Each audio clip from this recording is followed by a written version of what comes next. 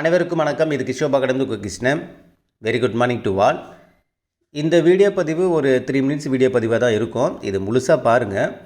உண்மையிலுமே மனசுக்குள்ளே பார்த்தீங்கன்னா நான் என் ஸ்டூடெண்ட் அப்படின்ட்டு ப்ரௌடாக ஃபீல் பண்ணக்கூடிய ஒரு மூமெண்ட். ஸோ நம்மளுக்கு இந்த மாதிரி நிறைய ஸ்டூடெண்ட்ஸ் பார்த்தீங்கன்னா நம்ம பசங்க ரொம்ப கஷ்டப்பட்டு படிக்கிறது அது ரியலாக பார்க்கும்போது எனக்கு அவ்வளோ சந்தோஷமாக இருக்குது. இது ஜஸ்ட் ஒரு எக்ஸாம்பிள் தான். இது கண்டிப்பாக உங்களுக்கு ஒரு இன்ஸ்பிரேஷனாக இருக்கும். ஓகேங்களா? ஆக்சுவலி இந்த ஸ்டூடெண்ட்ஸ் பேர் பார்த்தோன்னா ராஜேஷ். இவங்க இப்போ நம்ம கரண்டாக நம்ம பேட்சில் படிச்சுட்ருக்காங்க. ஸோ இவங்க பார்த்தோன்னா ஜாப் போய்ட்டு படிக்கிறாங்க. ஓகேங்களா? ஜாப் போயிட்டு வந்துட்டு படிக்கிறாங்க. ப்ளஸ் அது இல்லாமல் எம்பிஏ கரஸில் போட்டிருக்காங்க. எக்ஸாம் மட்டும் செமஸ்டர் மட்டும் எழுதிட்டு வருவாங்க. ஓகே, இப்போ பாருங்கள். நான் சும்மா இப்போ நவம்பர் 1 நம்ம பேட்சில் இருந்து ஸ்கெடியூல் 1 டெஸ்ட் எழுதுனாங்க. ஓகேங்களா? அப்போ மார்க் என்ட்ரி லிங்க் அனுப்புவீங்களான்னு கேட்டிருந்தாங்க. நாங்கள் அனுப்புவோம் அப்படின்னு சொல்லியிருந்தோம். அந்த ஃபஸ்ட் டெஸ்ட்டில் பார்த்தோன்னா 185 கொஸ்டின்ஸ் பார்த்தோன்னா போட்டிருந்தாங்க. 185 கேள்வி கரெக்டாக போட்டிருந்தாங்க. நெக்ஸ்ட் வீக் 190 ப்ளஸ் கன்ஃபார்ம் எடுப்பேன் சார் அப்படிங்கிற மாதிரி போட்டிருந்தாங்க. அதுக்கப்புறம் நம்ம அவங்களுக்கு வாழ்த்துக்கள் நம்ம சொல்லியிருந்தோம். அதுக்கப்புறம் பார்த்துங்க November 4 good morning sir, last week நான் 190 ப்ளஸ் கன்ஃபார்மாக சொன்ன மாதிரி எடுத்துட்டேன் சார். அதாவது 185 ப்ளஸ் எடுத்திருந்தாங்க. அடுத்து 190க்கு மேலே எடுப்பேன்னு சொல்லியிருந்தாங்க. அடுத்த டெஸ்ட்டில் 190க்கு மேலே எடுத்துட்டாங்க. ஓகேங்களா? ஸோ அதோட ஓஎம்ஆர் சீட்டு எனக்கு அனுப்பிடுவார். ஸோ இதில் பார்த்தீங்கன்னா உங்களுக்கு தெரியும். ஓகேங்களா? ஃபுல்லாக எழுதி 198 கொஷின்ஸ் பார்த்தீங்கன்னா போட்டிருந்தார். ஓகேங்களா? இதில் கொஷின் நம்பர் 178 கரெக்டாக தான் அவர் பாருங்கள். அந்த கமெண்ட்டை பாருங்கள்.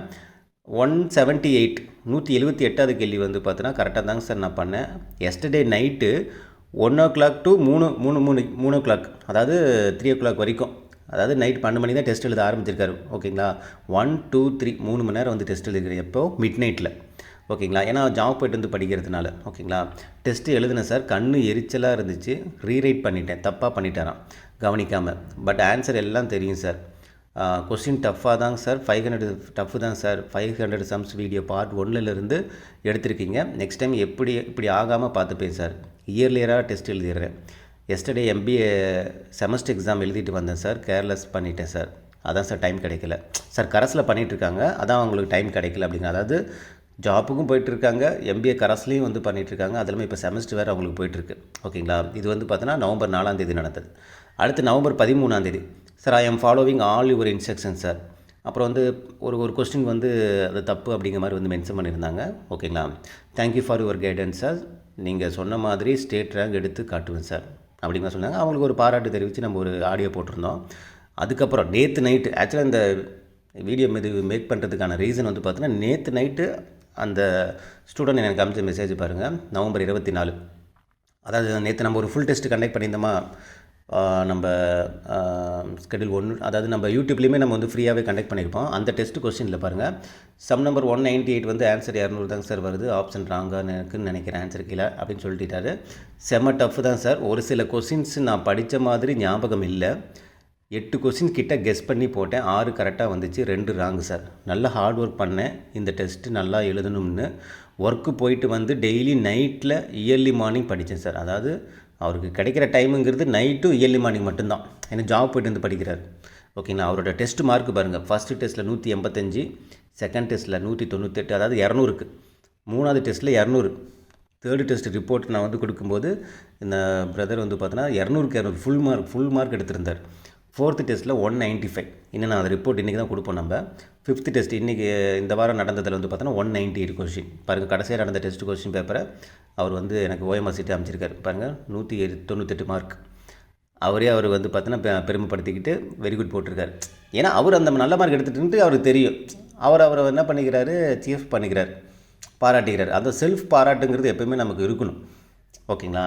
அது நம்ம எப்போயுமே டவுனாக என்றைக்குமே காட்டக்கூடாது. ப்ராப்பராக எழுதியிருப்பார். இங்கே பார்த்தீங்கன்னா தெரியும், நேம் எல்லாம் ப்ராப்பராக.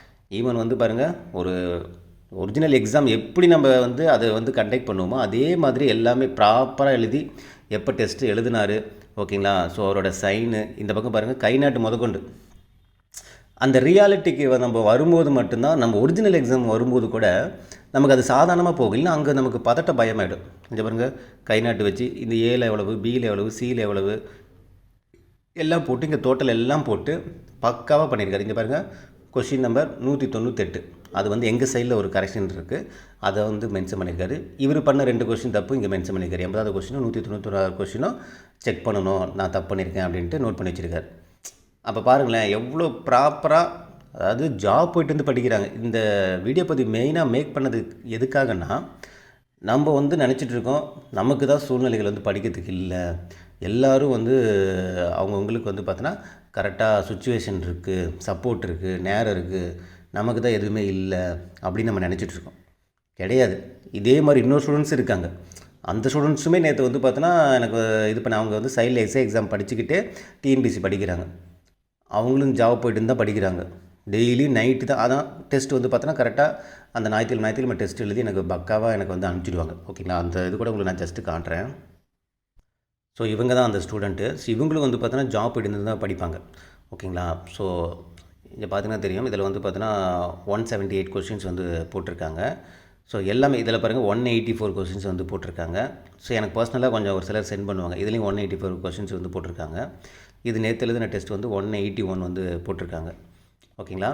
ஸோ இவங்க வந்து சார் நம்ம அடுத்த டைம் நான் வந்து கண்டிப்பாக நேற்று அனுப்பிச்ச ஆடியோ தான் பார்த்தீங்கன்னா தெரியும், November 24 அனுப்பிச்ச ஆடியோ தான். ஓகேங்களா? ஸோ என்னென்னா இந்த இடத்துல இவங்களும் ஜாப் போய்ட்டு தான் படிக்கிறாங்க. ஓகே, இந்த ஆடியோவில் கூட அதான் சொல்லியிருப்பாங்க. ஜாப் விட்டுட்டு படிக்கலாம்னு பார்த்தா ஃபினான்ஷியலாக வந்து ஃபேமிலிக்குள்ளே கமிட்மெண்ட் இருக்குது சார், அதனால் வந்து எனக்கு கிடைக்கிற டைமில் நான் வந்து போய்ட்டு வந்து படிக்கிறேன் அப்படின்ட்டு. ஸோ என்னென்னா நம்ம இந்த இடத்துல நம்ம தெரிஞ்சிக்க வேண்டியது, எல்லாருமே ஒரு இக்கட்டான ஒரு சூழ்நிலையில் தான் படிக்கிறாங்க. அதை எப்பவுமே மைண்டில் எடுத்துக்கணும். இக்கட்டான சூழ்நிலை தான் அவங்களுக்கு உண்டான பெஸ்ட்டை வந்து கொடுக்குறாங்க. அதனால் உங்களுக்கு நான் சொல்லக்கூடிய விஷயம் என்னென்னா, எனக்கு டைம் கிடைக்கல, எனக்கு மட்டும்தான் இப்படி சுச்சுவேஷன் இருக்குது, இல்லைன்னா நான் பயங்கரமாக படிச்சிருப்பேன். என்ன சுச்சுவேஷன் இருக்கோ அதை அக்செப்ட் பண்ணிக்கிட்டு, என்ன டைம் கிடைக்குதோ அதை எடுத்துக்கிட்டு அதை முழுசாக எப்படி பயன்படுத்தலாம். நீங்கள் இப்போ இவங்களுக்கு வந்து பார்த்தோன்னா போயிட்டு வந்து படிக்கிறாங்க, கரெக்டாக அந்த டைமில் முடிக்கிறாங்க. நீங்களும் அப்படி முடிங்கன்னு நான் சொல்ல கிடையாது. ஆனால் கிடைக்கிற டைமுக்கு உண்மையாக இருக்கலாமே. இதுதான் சுச்சுவேஷன் அக்செப்ட் பண்ணிட்டு நம்ம அந்த டைமுக்கு நம்ம உண்மையாக இருக்கலாமே. நமக்கு இவ்வளோ தான் டைம் கிடைக்கும், இவ்வளோ தான் கிடைக்கும், ஓகே, அந்த டைமுக்கு நம்ம உண்மையாக இருந்து உண்மையாக படித்து உண்மையாக மார்க் எழுதி அடுத்தடுத்த போர்ஷன் முடிக்கணும். அது அந்த தாட்டு நீங்கள் கொண்டு வந்துக்கணும்னு நான் சொல்கிறேன். இது எக்ஸாம்பிள் நான் சொல்கிறேன்.